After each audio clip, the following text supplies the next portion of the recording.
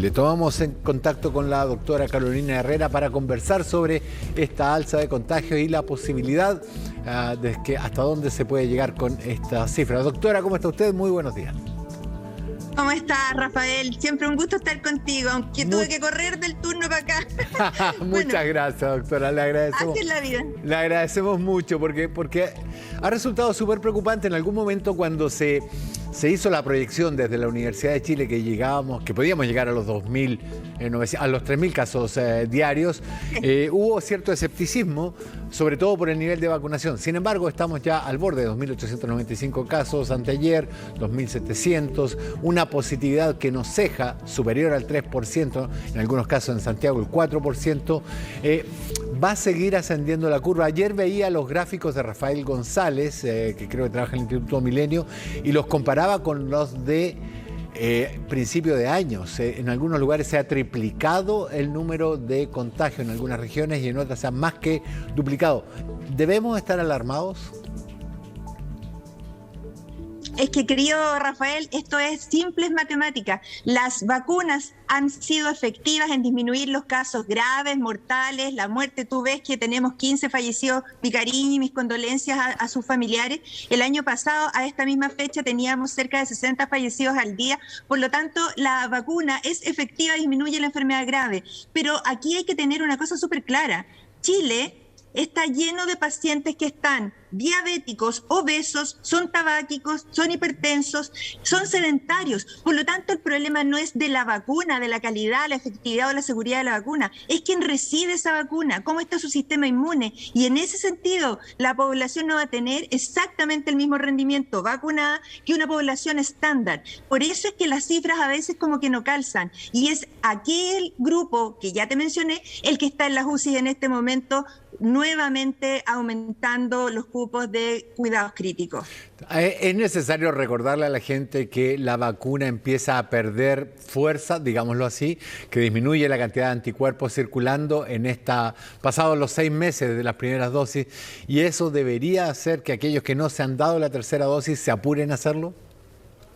Exactamente, y no solo es la vacuna, también la inmunidad natural. Cuando tú te expones al virus, a los 6 meses puede que tus anticuerpos neutralizantes ya sean definitivamente insuficientes para defenderte de un nuevo episodio. Por eso es que después de pasados 90 días de un primer episodio de COVID, existe la posibilidad de reinfección, sobre todo si existe un linaje distinto como el virus Delta o como el MU o como cualquier otro nuevo que surja a partir de ahora, porque eso es un proceso natural de los virus. Y las vacunas también van perdiendo su eficacia en el sentido de disminuir la tasa de anticuerpos en 6 meses. Ahora, eso no significa exactamente que una persona quede completamente desabastecida de sus defensas, pero sí claramente apoya la idea de que tenemos que reforzar esa inmunidad con esa frecuencia, y eso es en eso se va a basar probablemente la política de coaccionar un poco a las personas para darle el pase de movilidad cuando que esté restringido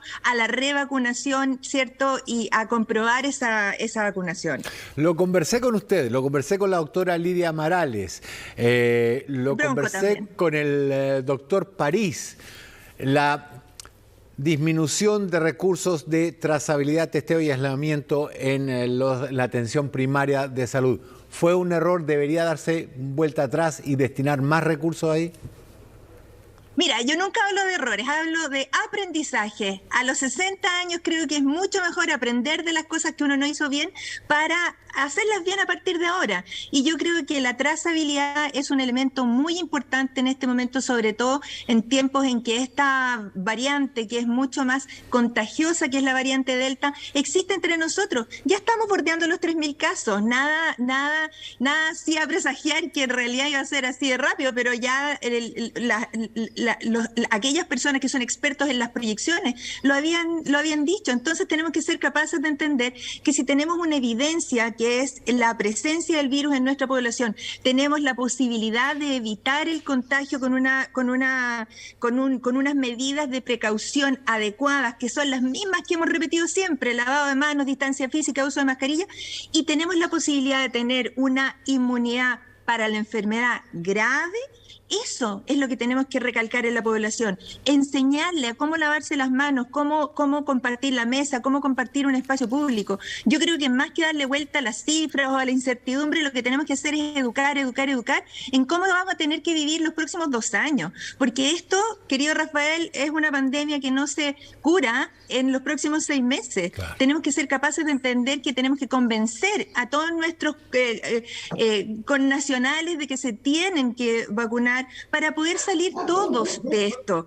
Yo vengo saliendo un turno de 24 horas en los que nosotros usamos unas mascarillas las 24 horas, 5 de la mañana, 3 de la mañana, y las personas que se quejan por estar 8 horas con la mascarilla, les pido que se pongan en el lugar del personal de la salud, que hemos estado así desde marzo del 2020.